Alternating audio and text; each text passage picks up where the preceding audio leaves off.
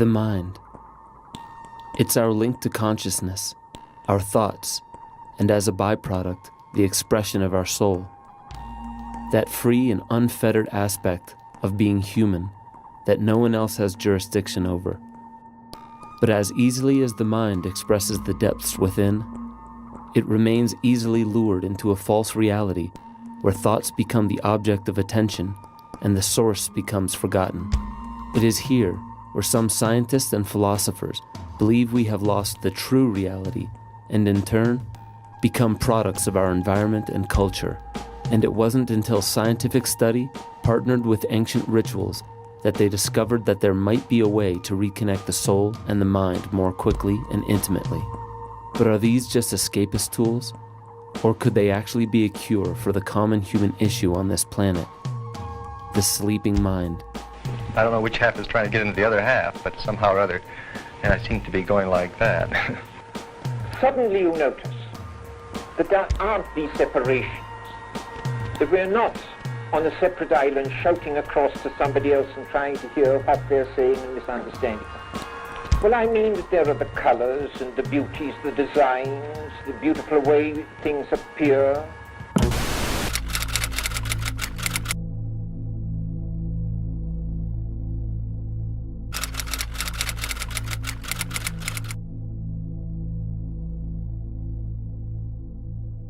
Within each of us lies the ability to raise our energetic vibration and open the doorway to profound joy, fulfillment, and abundant living. Everything in this universe resonates at specific frequencies, including our thoughts, emotions, and overall state of being. The higher we can elevate our personal vibration, the more we magnetize positive experiences and circumstances that are in harmonious alignment. The classic psychedelics have been used for millennia, really, if you think of mushrooms and peyote. No evidence of toxicity. If you took heroic doses, I suppose you'd see increased blood pressure, but in the normal doses in the studies, you really don't see that happening. There is no craving to take them. As a matter of fact, they're anti-addictive, in the sense that you often have to kind of screw your courage up to take them. The addictive qualities of psychedelics are non-existent. In fact, many of the psychedelic plants are used to quit highly addictive drugs like opiates. Alcoholics Anonymous co-founder Bill Wilson reportedly used LSD to quit drinking in the 1950s at the Veterans Administration Hospital in Los Angeles. Classic psychedelics like psilocybin, LSD, mescaline, they're not addictive because they don't activate, actually the reward pathways in the brain involve dopamine. Psychedelic plants mimic the neurotransmitter serotonin, and tolerance builds quickly at these receptor sites. Even those plants that don't build tolerance still eliminate themselves quickly and leave behind virtually no toxicity. They're also being shown to treat addiction rather than add to them. There are so many benefits coming to light from these substances that groups such as MAPS, Hefter, Beckley, and many others are organizing a science-based campaign to reverse the prohibition because the evidence is clear. They are not addictive, and they have remarkable medicinal and therapeutic value. Psilocybin is from a class of mushrooms and used by indigenous from nearly every continent. In Central and North America, we see mushroom imagery in many indigenous artifacts, such as the mushroom stones found in highland Guatemala, which were used to grind mushrooms before their use. Some images refer to the Amanita muscaria mushroom, which isn't a classical psychedelic as it works on different neurotransmitter pathways, but still is a psychoactive. There's a renewed interest in using psychedelics, a resurgence that is capturing the attention of many. People are turning to them for personal growth and healing, finding solace and transformation in these experiences. This isn't just a passing trend. It signifies a profound shift in how we approach mental well-being, integrating ancient wisdom with modern science. We are rediscovering the potential of these substances. They offer a unique way to explore our consciousness, providing insights that traditional methods may not. Psychedelics have a long history. They were used in ancient rituals and ceremonies, revered for their ability to connect individuals with the divine. Now, modern research is confirming their therapeutic benefits, showing promise in treating conditions like depression, PTSD, and anxiety. This has led to a growing acceptance of psychedelics. They are increasingly seen as tools for self-discovery, helping people unlock new dimensions of their psyche and fostering a deeper understanding of themselves. I always tell people doing a psychedelic experience. I've never done it, but I got bros that skydive. So it'd be like skydiving, but instead of going down, you're going up. if people can understand that. What does it feel like to you? To me, it feels very liberating. Very liberating because when I'm in these constructs, they're very, I wouldn't say like problematic, but they cause problems. They cause more problems than they do solutions. So when I'm in a ceremony and taking medicine, it's like it liberates me from all the problems that men and women have put on this earth. Nobody really had any of that stuff. Like there was no acid, no mushrooms, there was no ayahuasca, no peyote, no DMT. None of that stuff was there whatsoever. It was all cocaine, heroin, crack, methamphetamine, these terrible, terrible things. Psychedelics weren't there. Those are inspiring tools. Once you use those things, you utilize, you see that either you find a way out of the problem that you're in, you face your problems, you become accountable to your steps in life and those things. And I feel like that's just not what's happening in low financial situations. I was like 35 years old the first time I ever decided that I wanted to take psychedelics. And my reason for taking psychedelics was because I wanted to overcome some mental problems that I was going through due to some horrible circumstances that life had thrown upon me. I had gone through my mother passing away through cancer and being her caregiver, so therefore I felt completely overwhelmed with life. And then within a week and a half later, my wife, who I was married to, was killed in a tragic car accident. That kind of sent me into a complete, utter depression because my two rocks that I had keeping my whole life together were gone. Although I wanted to be happy, I couldn't find any means to do it. It was very false. I would smile to fake it till I make it, and I was not doing well at that. I had been told by many people in my peer group at the time that you could take microdoses of LSD or microdoses of mushrooms. They'd be very beneficial to resetting the mind and allowing yourself to overcome obstacles that you were snagged upon, maybe mentally.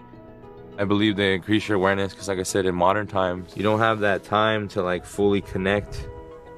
Like for instance, if I had to work all day and then I had to go do something else and do something else, I couldn't have time to just sit out here and breathe and look at the hawks, the birds, whatever, flies, anything I wanted. Because by the time I get home, I'd be so burnt out that I just want to have some food, take a shower, go to bed, and repeat, because I'm constantly working. So definitely I believe they allow you to see it. And like I was saying, a microscope, like a scientist to a microscope. You look at that microscope and then after that you go to work. You don't just sit on the microscope and like geek out all day and night. So like whatever you use this to examine, then after that you go to work on whatever you examine. And that can range from addictions to behavior problems to traumas, you name it. Like I said, it's whatever you want to work on. You don't have to take on your whole traumas at once. It's hard. I've tried it myself and ended up melting. So it's like you got to pick what you need, and it's okay to take your own pace. It's your healing. Take care of yourself. That's the beauty of psychedelics. It is, it's just going to really expedite growth and healing. And I've experienced that. A lot of people have experienced that. Scientific research is backing up what many have experienced firsthand. The potential of psychedelics is being validated by rigorous studies and clinical trials. Studies show that psychedelics can help treat a variety of mental health conditions, offering new hope where traditional treatments may have failed. These include severe depression, chronic anxiety, and addiction, which are often resistant to conventional therapies. How do they work? Psychedelics seem to change brain activity in profound ways, altering neural pathways and connectivity. This can help people break free from entrenched negative thought patterns and behaviors, leading to significant improvements in their mental health. The research on psychedelics is still ongoing, with scientists exploring their full potential and long-term effects. But the results so far are promising, showing potential for these substances to revolutionize mental health treatment. They suggest that these substances can have a profound impact on brain function and emotional well-being. They can significantly improve mental health and overall well-being, offering a new lease on life for many. This has led to a growing interest in psychedelic-assisted therapy, with many experts advocating for its integration into mainstream mental health care. There's a certain percentage of the population that's going to hear psychedelic drugs are having medicinal benefits, and they're just going to think, oh, this is maybe placebo, or that this is a misunderstanding or correlated evidence. Maybe it's not directly caused by the psychedelic drugs, but just something associated with them. But what we're learning now is that with these mainstream studies, these places are starting to find out that these anecdotal statements that recreational users have made all throughout time are actually based on real science. And the facts are showing that authentic healing is happening when people are taking these drugs. We have literally millions and millions of data points now. We can't disambiguate them. It's just the data is just too much. So we have published now 3 papers in Nature. The first paper was a paper based on motivation and demographics. The second paper was more on looking at consequences, putatively the effects, with all the caveats that are involved. And the second paper began to show us some signals. And this was a smaller subset of the 22,000 people. But the peer reviewers at Nature were most impressed by the fact that data sets were so large. So we got significant decreases in depression and anxiety, improvement of moods, using psilocybin mushrooms, microdosing, as I explained, also with a stack with niacin, lion's mane, and psilocybin. I had talked to a couple friends, and they were like, you should really try mushrooms. It'll reset you. And I didn't even know what reset meant, but I felt like I needed it. I was like, I need something better than what I have.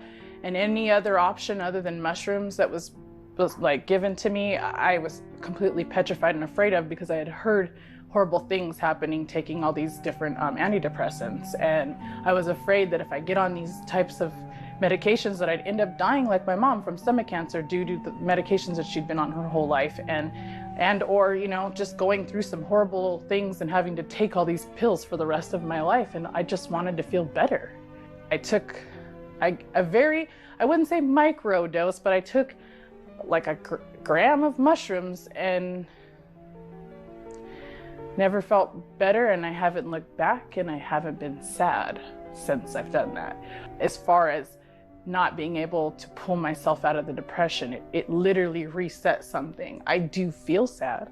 I have moments of sadness, but I don't feel like I stay in any type of stuck place like I used to.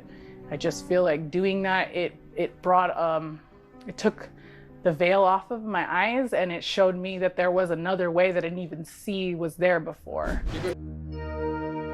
Psychedelic experiences can be powerful. They can lead to deep insights about ourselves and the world. But these experiences can also be challenging. It's important to process and integrate them into daily life. This is where psychedelic integration coaching comes in. Integration is the key to unlocking the full potential of these experiences. It's about taking the insights gained and applying them to your life. This helps you create positive and lasting changes. The first step is getting crystal clear on what you truly want to manifest. Don't hold back, dream big. Envision every tiny detail of your desired reality as vividly as possible. What does your ideal life look like? How do you want to feel every day? What kinds of experiences, belongings, and relationships do you want to have? Go inward and connect with those gut-level longings. The clearer your vision, the easier it is for the universe to deliver it. Once you have that clear picture, reinforce it daily. Create a vision board with images and words representing your goals. Write it out in a journal. Discuss it with someone you trust. Solidifying that vision is key. The early evidence is all looking good. Like I was saying before, it's consistent. It seems to be moving in the same direction. Various drugs are doing things slightly different, but they all seem to be helping people with these problems. Mostly they are mental problems. Things like anxiety, depression. Doing these drugs seems to help people that have PTSD, that have trauma issues. Yeah, I've been around a lot of people that have had beautiful psychedelic experiences that have given, healing. Is it a cure? No, it's not, but it allows you to get your head above water, so that you can build healthier habits so that when the symptoms come back, and they do, and they will, you'll be stronger and you have a support system there. You've got your floaties on. It's a proud thing, to say that, I was drowning. Did you see me back there? I was drowning, but I'm still breathing today. Where I came from originally definitely didn't look like the path to being an active member of the psychedelic renaissance now in California and in the United States and in the world. I grew up in the country that no longer exists. At the time I was there, it was Yugoslavia.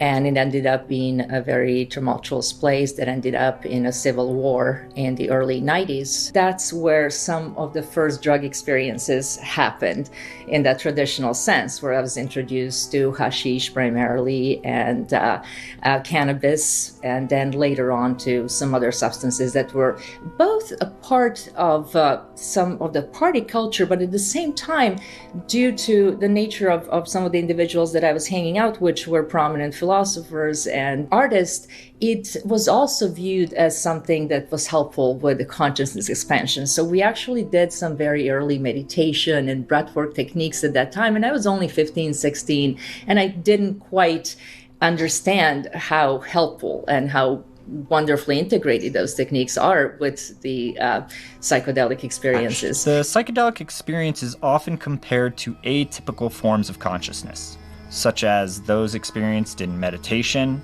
mystical experiences, and near-death experiences.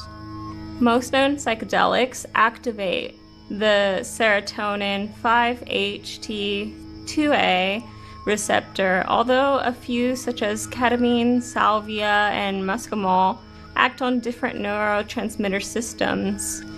Psychedelics are thought to induce a hyperplastic state where neurons more readily form new connections, allowing for deep learning. This makes the brain more receptive to new patterns of thinking and can especially be helpful for people suffering from psychiatric disorders. It's all about the trodden trails of the mind. It's like a hiking trail. The more times that you walk the hiking trail, the more deep it is going to be.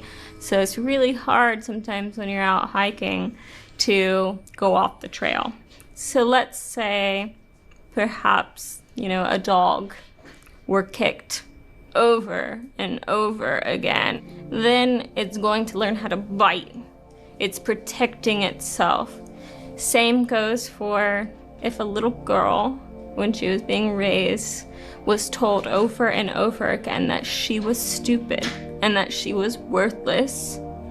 She's going to think that, and she's going to protect herself in every way to hide that from people. Now that's the default mode network. Those are the protections that your brain has set up. They're trodden trails of the mind. They're the guard dog.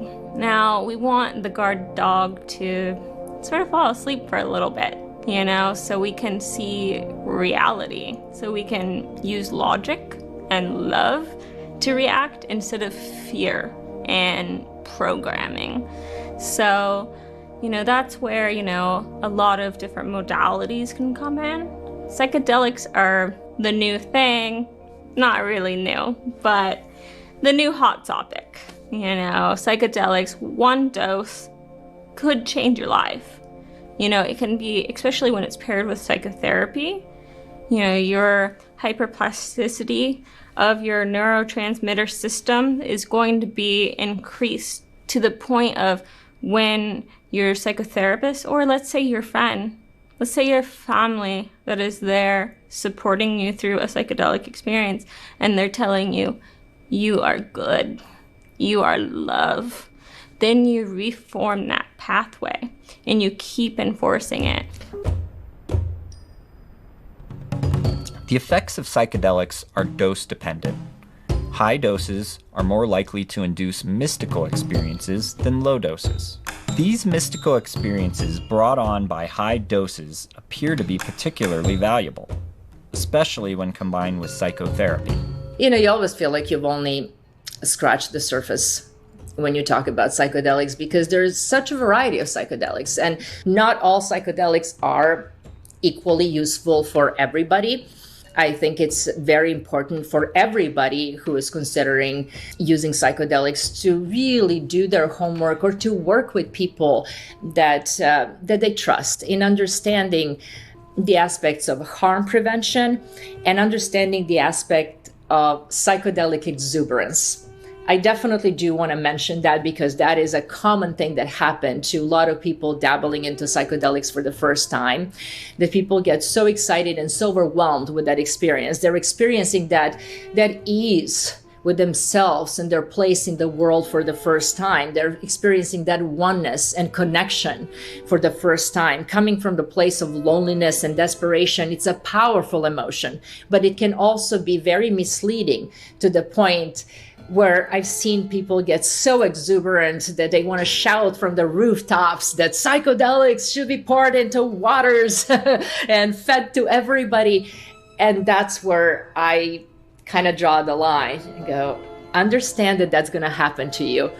And please be careful with how you relate that message. Despite all of the wonderful research that is available to us, despite lesser stigma that we're seeing in our society right now, psychedelic discrimination and the dangers of coming out of the closet and talking about this are real. They're still here. There's still a lot of work to be done. And the best thing we can do is talk about our personal experience, our personal healing, yet be careful not to try to really influence everybody or talk to absolutely everybody that we encounter about this. Again, choose your audience, pick your audience. It's just better strategy for now. An integration coach provides support and guidance. They help you make sense of your psychedelic experience, listening without judgment and offering a safe space to process your journey. They assist in integrating insights into everyday life. Coaches use various methods and techniques, including journaling, meditation, and art therapy. The goal is to help you understand and integrate your experience, leading to personal growth and transformation. Integrating insights for personal growth. Integration is an ongoing process. It's about applying the lessons learned during your psychedelic experience. This could involve making changes to your relationships or career. It could also involve adopting healthier habits or pursuing your passions. The insights gained can lead to profound shifts. You may develop a deeper understanding of yourself. You might also connect with something greater than yourself. This can lead to increased self-awareness, empathy, and purpose. Long-term benefits and continued support. Integration coaching doesn't end after a few sessions. It's a journey of self-discovery that unfolds over time. Long-term support can be invaluable during this process, offering a steady hand as you navigate your path. It provides ongoing guidance as you navigate the challenges and triumphs of life, ensuring you never feel alone. Integration coaching is about empowering you. It helps you create a more fulfilling and meaningful life by offering tools and strategies. By embracing the lessons of your psychedelic experience, you can unlock your full potential and achieve personal growth. Reflecting on your journey allows you to see how far you've come and what you've learned. And there you have it, a comprehensive look at the role of integration coaching in your journey. Remember, it's a continuous process that evolves with you. Click subscribe to this channel to get more profound spiritual lessons.